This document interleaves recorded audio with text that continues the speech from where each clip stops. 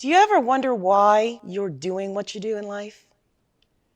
Do you wish that you could be really happy and passionate about what you do?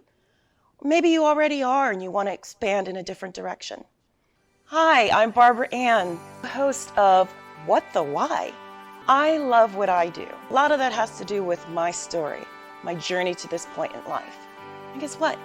Everybody has a story. So please join me for conversations with leaders from all walks of life about what they do, and more importantly, why they do it, how they found their core purpose, their passion, their mission in life. And if you're looking for your own, maybe you'll get some great suggestions on how you too can find your why. Welcome back, everyone, to another episode of What the Why, holiday version. If you haven't seen us before, our show features conversations with diverse leaders from all walks of life about why they do what they do and how they figured out that this was their purpose.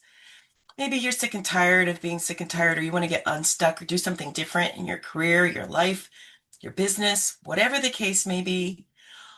All of our guests have something in common with you. At some point, they went through some kind of a pivot and they decided to change their direction or purpose.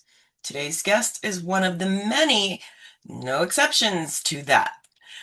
I would like to introduce you to someone that I met in a pitch session, actually. He recruited me to one of the things that he's going to be talking about right out of a pitch session when I was pitching for a client.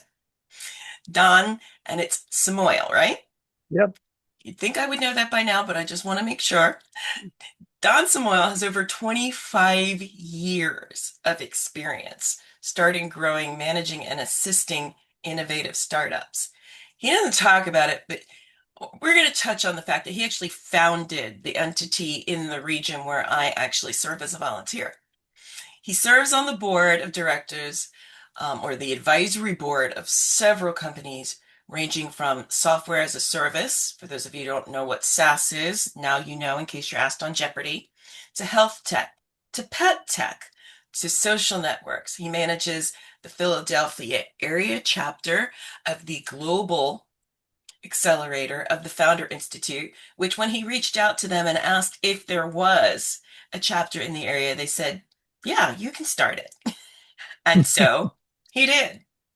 He was an executive with a leader in open source ERP, employee I want to make sure I get this right. Uh, Enterprise resource for Search. Okay. CRM, which I understand, customer relationship management. PBX, not entirely sure, but I know, voice over internet protocol. So what's PBX? um, it's fine.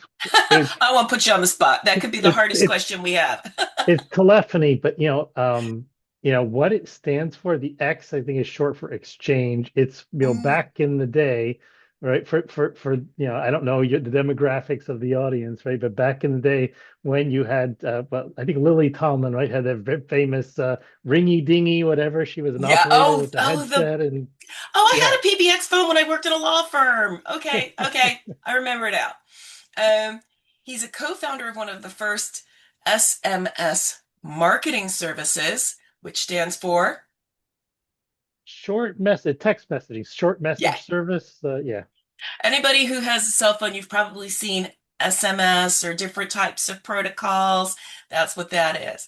He's also an advisor to an early adopter of blockchain, which for those of you who don't know is the foundational technology behind cryptocurrency.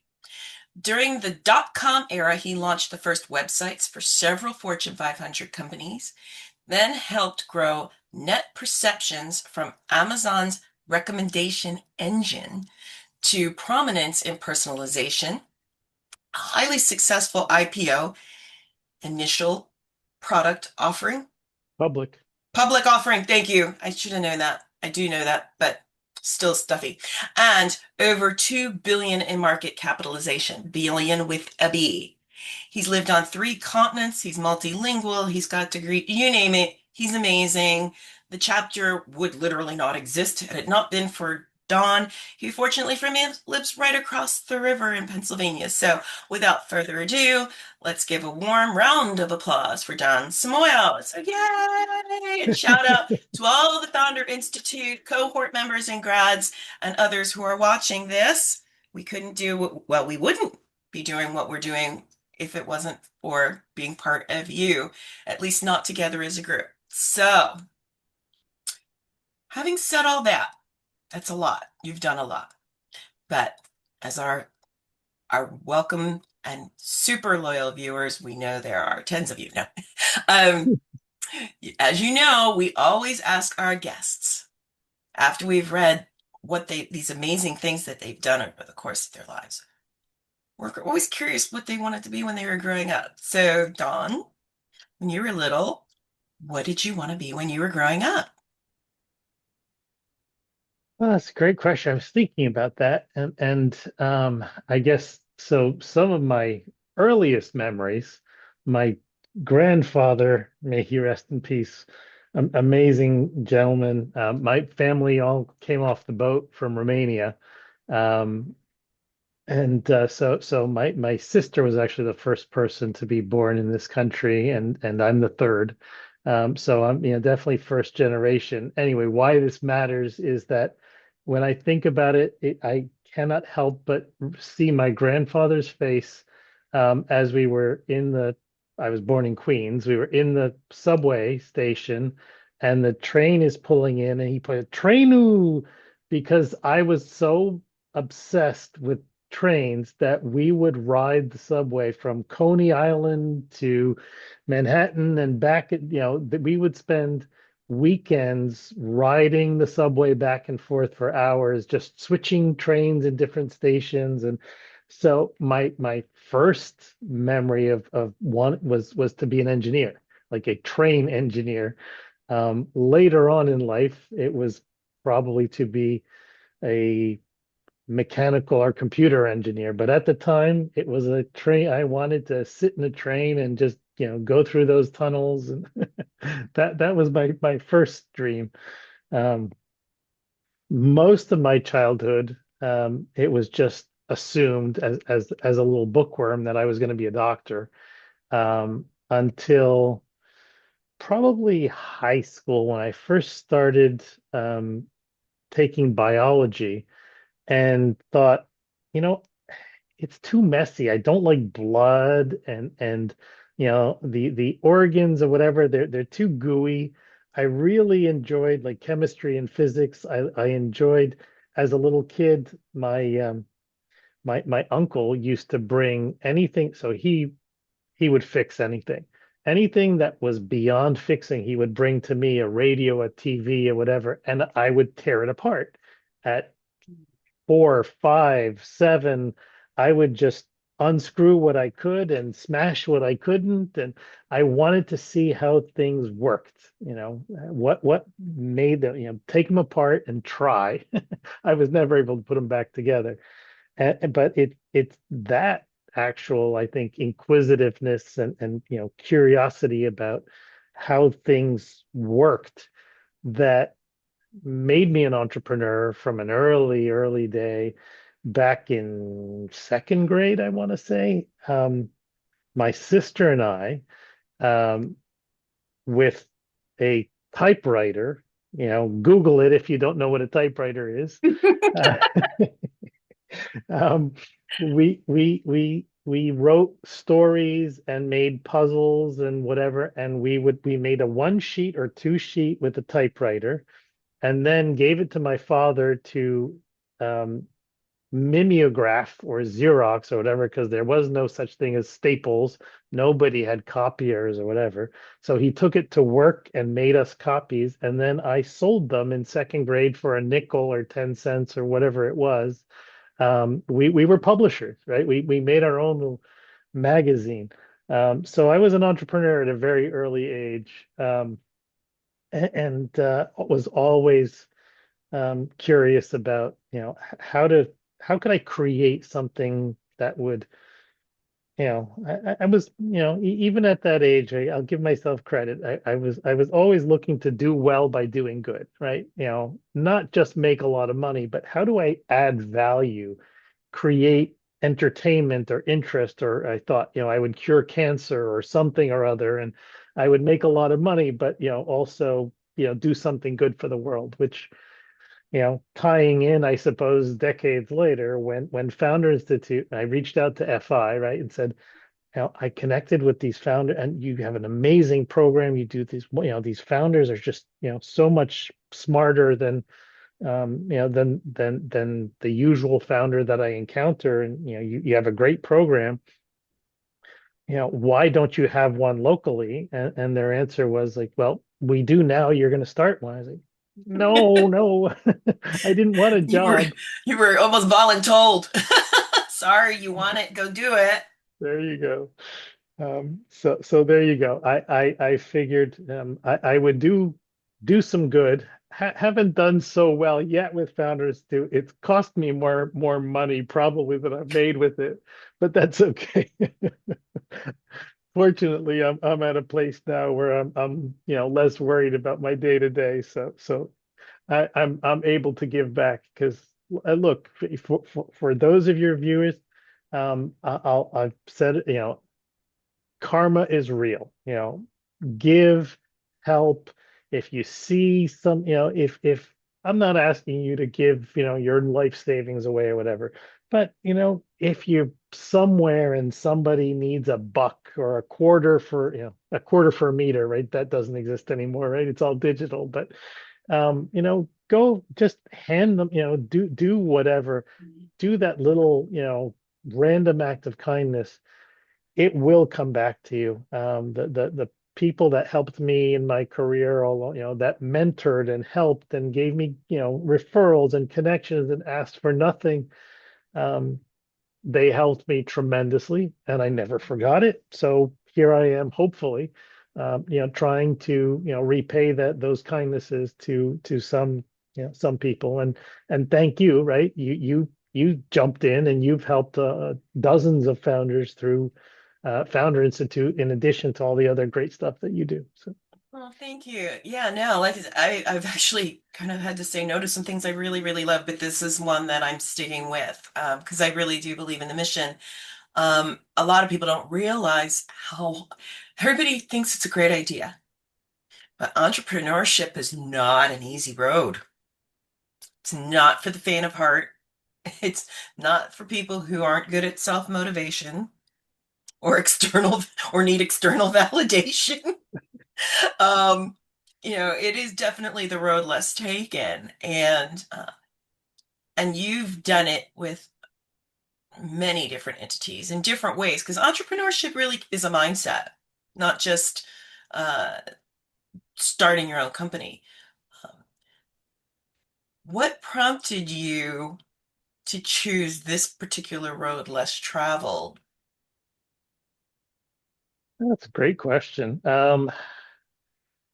You know, uh, I guess um, after net perception that you talked about in my bio, right? I had saw the highs early on, I suppose, in my career.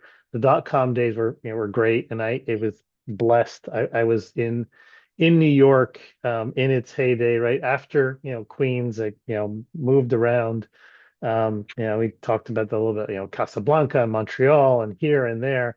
And for those who don't know, New York in the 70s and 80s and early 90s, go watch the movie. When you see the subways with the graffiti and it was dangerous, it was dirty.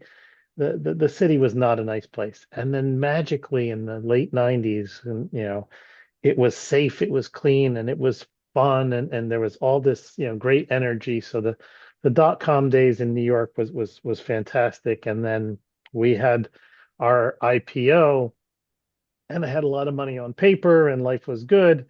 And then I guess the when the dot-com collapsed, I hadn't sold any stock, so I lost most of my paper riches, and learned a good lesson, I guess, right? Expensive lesson, but I learned. And then of course 9/11, that really, obviously hurt, many people, and certainly, tech. It was a double whammy, right? Because we had, the dot-com collapse took down most technology at the time, and then specifically in that area. But um, so I invented. I had never, I don't know if the term existed at the time, but I was reaching out to a bunch of different, startups and other companies. Said, I can help you. I can, and they said, yeah, but I can't pay you anywhere near what you were making with the dot coms and so on. And after hearing that a few times, like, you know, what if I did a Don timeshare? What if I go to them and say, give me a couple of bucks and some upside, and I'll work for three, four, five of you at the same time, and you can own a little bit of me. And so the fractional executive, that I hadn't heard of it, but I No, did that's it. it. That's very new term. You were just, love it. Yeah, so here I was working with a bunch of different startups, and a couple bucks here, there, and the other, was able to keep it together, and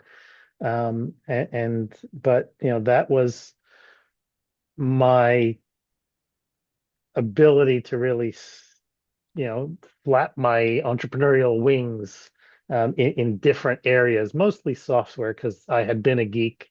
It's how I got started, right? Was just as a programmer, and but decided I didn't want to sit in front of a terminal, right? Back in the day, kids, we had Yes. these, you know, tiny little 10-inch or 12-inch screens, or whatever. They were monochrome, they were green or orange or whatever, Uh-huh. right? It was horrible, horrible visual. Oh, they And were you awful. wrote your code all day long, and your eyes were, watering by the end of the day with those horrible screens. And I thought, I really love technology, but I don't want to sit in front of a terminal for 10, 12 hours a day, every day. I and I had the ability to um, talk to the business people while understanding the tech. So as a translator between the geek and the corporate, I was able to help some of these technology companies succeed. And that's kind of how I backed into entrepreneurship, and then started to, again, be a fractional executive, and then an advisor to some companies, and occasionally would get recruited by one or the, to be a founder or a co-founder or so on, and I'd focus on that one, and then we'd have an exit or a flop, right? To your point about, so one of the things you've probably heard me say that with entrepreneurship is, um, people will often say, oh, I want to do X, and you know, it's as if, imagine if people come to say, I'm going to climb Everest. Yeah. Well, you have two choices, right? You take them to the mountain, you say, hey, good luck. If they have no food, no training, no whatever, you're basically sending them to go die halfway up the mountain, right? Yeah. That's not a kindness. The kindness in Founder Institute and other good programs, and other, mentorship and so on, is tough love, right? For me to say, great, I would love to see you climb Everest. Before we do that, let's do a medical, right? And then let's get a baseline of where you are and start doing some exercises and some training. And by the way, let's look at the equipment that you're going to need and so on. So I'll be the first one to come cheer for you. But when I know that you're going, it's still a tough journey, Yeah.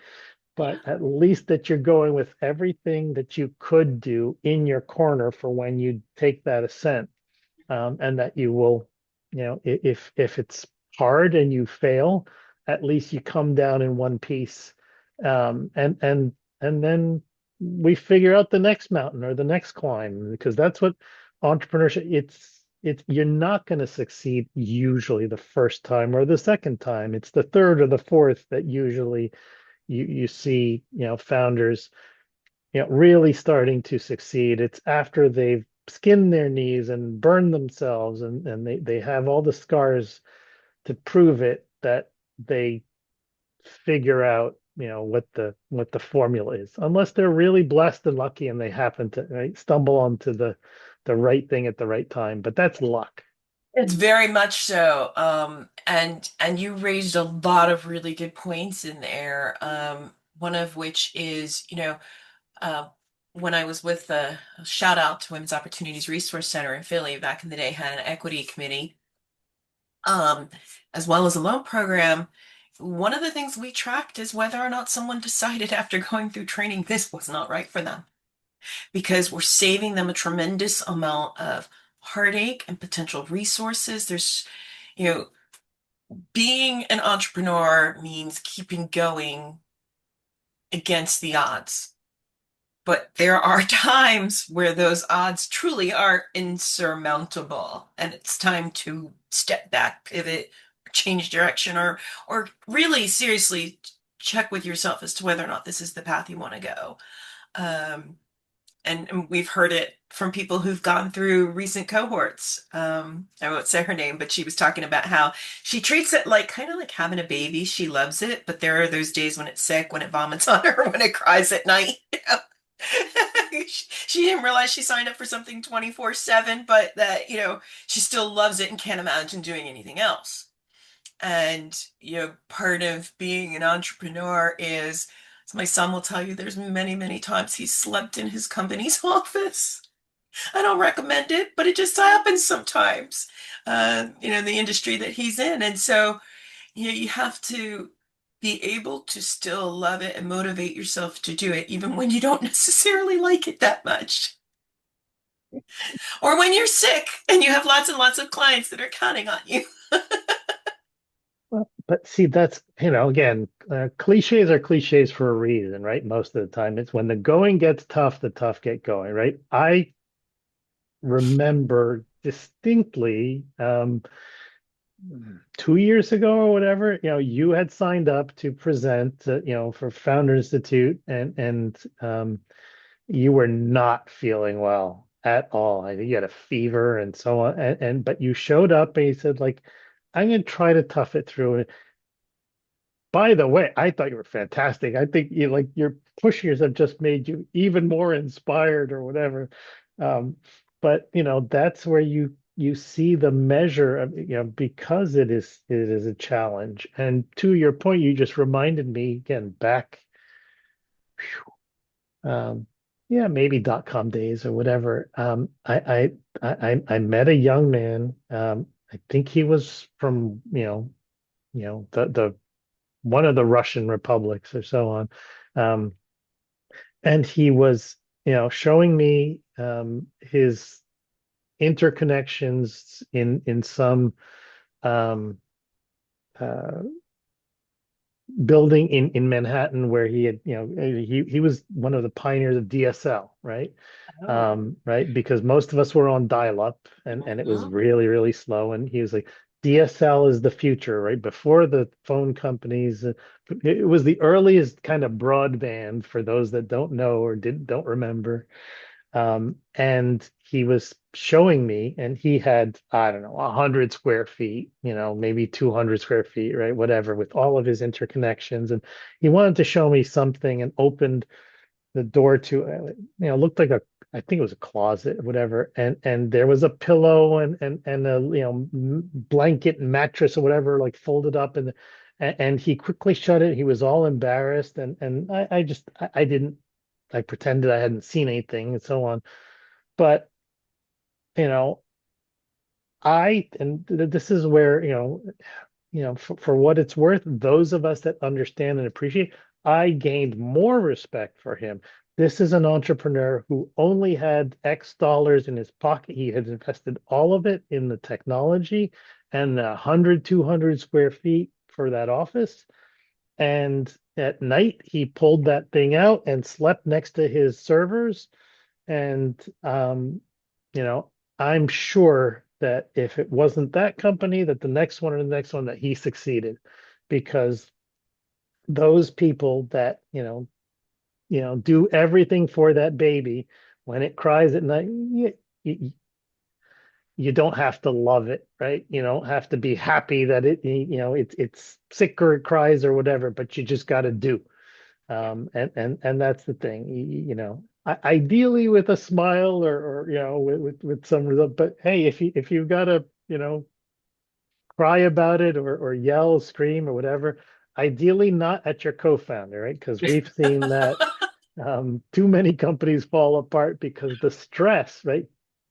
It's very much like a marriage. And for those of you that are considering working with family, friends, so on, again, it's not a bad in the right context. I would love to work with my wife. I think we would be really good at it, but I have seen too many relationships where people were great friends and so on, and after 12-hour days or just not being able to agree, do we go left or right or so on. um yeah, I've seen ugly founder divorces, so Yep. beware. Yeah, actually, the first company, uh, true fact, the first company that my husband and I and a partner who was actually in our wedding helped start, the only reason we didn't go completely under is because I held majority ownership, because that took a very dark, sharp turn off the road when he had some legal issues. Hmm. And and we were on the hook for everything. And it had a really great run. Um, but wow, yeah. One of the things we've been dancing around, one of my favorite quotes, uh, former 11th president of India and what they call astro, actually astrophysicist entrepreneur. Anyway, uh, he created the satellite program in India, Dr. APJ Abdul Salam, and he has an amazing quote. And there is no such thing as fail because fail is first attempt in learning. Hmm. And so, talk about a learning experience. You talked about the bruised knees and the falling off and things like that. Yeah. I mean, there are people, to your point, that have gone through extensive training and still don't make it to the summit. What are some of the lessons that, as we start to wind down, that you've seen and or learned yourself that you can impart to all of the people out there who especially are considering, the Founder Institute or other programs, um, or I used to love those Monday morning calls of the Small Business Administration where somebody said, "Oh, everybody loved my cookies. I want to open a bakery." It's like, have you ever worked in a bakery? Do you know what it takes to run a bakery? You might want to go try doing some Saturday weekends or something part-time so you understand what it means to even operate a bakery or sell an app or whatever the relevant industry is. So what are some of the things that you've seen and or lessons that you've learned along the way? Well, yeah, I mean, that's a great example, definitely. um that um just because you enjoy something, you know and it's tough because well, you do what you love and you'll never work a day in your life. Well, that there is some truth to that. I would not recommend that you try to start something, in an industry or whatever that you hate, right? If you Yeah. don't like to bake, then you're starting off on the wrong foot if you say, I'm going to open a bakery, right? For those that have seen the show Faulty Towers, um, right? All John right. Cleese. Just dated myself, but Right, but that's John Cleese as the innkeeper. I mean, he was brilliant. I mean, he was a man who didn't like people and didn't want. I mean, just did not like anything to do with running an inn, and there he was trying to run an inn. So, but so definitely, but yes, definitely, you know, figure out, go try it, see what it is to do this for a living. No question. Check your ego at the door. I if I had just listened or been open to looking. I mean, again, it found founders who didn't exist, the first few times. I wish it had. I don't even know though that I would have. Again, I was arrogant, young buck. So I don't know if I was. I don't need this. I can figure it out myself, right? That was my attitude, and that was a bad attitude because if I had listened to, the the gray beards that I laughed at that I now resemble, right? They would have imparted some wisdom, and you could take it or leave it, right? I never that I can recall have ever said to any of the founders, you should have listened to me or whatever. It's like, hey, free advice may be worth what you paid for it, right? But listen to it, weigh it. I think that, this is my opinion, take it for what it's worth, weigh it, ask other people and so on, and then you make up your own mind, but at least you've gotten my perspective on it.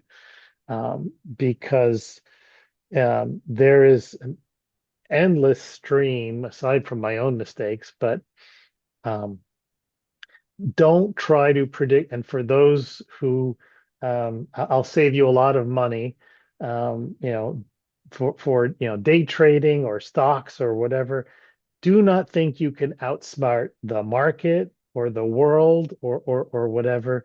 Maybe there's a once it's here and there, but you know the wisdom of crowds and so on, right? It definitely comes to play. So I remember when you know I mean again, and Yahoo screwed up. If you had asked me to invest in Google, it was a Yahoo owned search, right? And Yep. Yahoo was 80, Yahoo was Google at the time, right? And if they hadn't Uh, been yep. foolish, I don't know why, but at one point, you went to your Yahoo page and there was a little banner that says powered by Google. And that was the first time any of us had ever heard of Google, and that gave them instant credibility. And people said, "What's this Google thing?" And then they went to Google and they started just Googling. But if it hadn't been for Yahoo's arrogance, that nobody will leave us and go to this Google. There wouldn't have been a Google. If you had asked anybody, um, you know, then when social networking was starting, and MySpace owned 80-90% of the market, like this horrible, terrible interface. This is just, I don't know how Facebook did it, right? Because it was, of all the social media, it was the least, it was terrible. Yeah. um It was definitely the VHS versus beta, and yet it survived. right. For anybody who doesn't remember, those were actual cartridges that you stuck into a machine to watch videos. Pre-streaming, pre-DVD. So you know do not do not just don't assume, test, and once you decide that you want to do something, test, test, test, test. Because again, to the Airbnb pitch deck, right, is held up as one of the best ever, blah blah blah. They did get funded, and we know that they've been successful. And I remember the first time I looked at the deck, I thought, okay, what is so great about it and so special? And I was going through, I was like, yeah, okay, it's a nice slide deck. I still do not understand because, from I was, again, not the right demographic. I was at this point already, old enough and successful enough that I could afford a hotel room if I wanted to go somewhere and so Yeah. on. And then you get to the slide 7 or 8 or 9, which, nowadays they don't bury the lead, right? At the time, people had more patience, but now I would say make sure that in the first minute you grab your audience, you give them the really hot, because we live in a world of 10-second attention span. They won't follow you to slide number 9 if you haven't really captured them. But I got to that slide and said, there are 20,000 couch surfing listings per month on Craigslist. And that's our audience. And I looked at it and said, OMG, here I am, again, child of immigrants that if Airbnb had existed at the time, we probably would have used it because we could not afford, right, it was, cheap motels or whatever, 20 in a room, right? You did what you had to do. That equivalent now is um, but I was blessed, right? I was no longer that, in that situation. But if you had to go to a wedding for a friend or family and so on, right? And you could only afford a cheap seat on a bus, a train, or whatever to get there, and then you're like, I've got money to get myself there. $10 for a really bad gift, but something, and that's it. Then it's couch surfing or sleeping in the airport, right? So it's Airbnb was your saving grace. If I could get something that was decent and manageable for $20 or $30 or $50 or whatever, that was, it was a godsend. And conversely, if needed to make a couple of bucks here and there, the people that were willing to give up their couch or their spare room or whatever, it's because that $20, was the difference between paying the rent that month or not.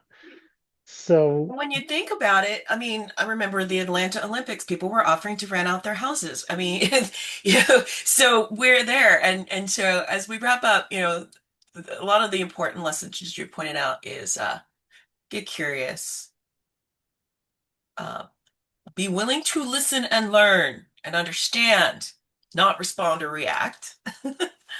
Uh, have a North Star that guides you. Be willing to pivot, recognizing that falling down is an opportunity to learn how to get back up because we didn't come out walking and running. We came out crawling our way forward. Before we did any of that, we kind of just rolled. And then we were carried. So, a lot of really, really great um, suggestions, lessons learned for those who are even slightly thinking about entrepreneurship. Because for many, as we move forward in this world, that really is the driving force behind job creation in the United States, as well as in other parts of the world. It's really the entrepreneurs and the small businesses that are doing it.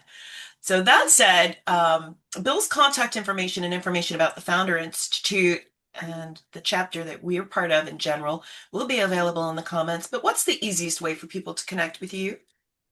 And I said Bill, but I uh, meant Don. Bill is Don's partner, by the way, in crime in running the chapter. Don's the first person I met, so it's really even funny because I have a tendency to just Don everything. So it's interesting that Bill came out of my mouth. Hi, Bill. Um, shout out to Bill. Shout out to the other, to Daria. Now, see, now if I start naming people and Peter and all the other amazing people who really do volunteer their time to work with the founders that are going through the program. But Don, what's the easiest way to reach you? so they can find out about our chapter and our program at founderkeystone.com. They can find me on LinkedIn. I am one of the few Samoils, Sam Oil, in the world, and certainly Don Samoil, I think is unique. I don't think there's another one out there. Yeah, that's certainly always happy to anybody who's looking to do some entrepreneurship, happy to give you a little bit of time. Unfortunately, I don't have, that much, but I will give anybody pro bono my ear for a little while to help you, find your way, point you in the right direction, connect you with some people. Yeah, so LinkedIn or the website is probably the best avenues. Awesome. I'll also quickly mention that the fall winter cohort is actually winding down already, which just blows my mind. So pretty soon, there cohorts around the world operate on different schedules, but I know we'll be recruiting for our spring summer cohort, and we've had people from outside the area because based on their time zones and their schedules, sometimes their nighttime is the only time that they can do this. And so they choose us and vice versa. So we've had people in the Philadelphia, Princeton, and Pittsburgh cohorts from all over the world because that's when they're available to work on their business. So um, please check us out. And thank you, Don, for your time. We've been trying to make this happen for a while. So I'm really glad we finally got to do it. And I didn't cough my way through it. So yay! And for all of you who are watching, thank you so much. You have so many viewing and listening choices these days. So whether you're on Spotify or RSS feed or YouTube or our websites, wherever you're accessing us, thank you so much for choosing to spend your time with you. And please, if you find our information useful, please share and tell another friend who can benefit from this information. And of course, as always, for all of you who've been with us since the beginning and those who are just now joining us as part of our viewership and listenership, whether you're looking to make changes in your life, no matter how big or small, tune in again for more interesting, illuminating, enlightening, and very authentic and honest conversations with guests like Don, who decided that he was going to follow his purpose and step outside of his comfort zone with an entrepreneurial mindset to find his purpose and to live it.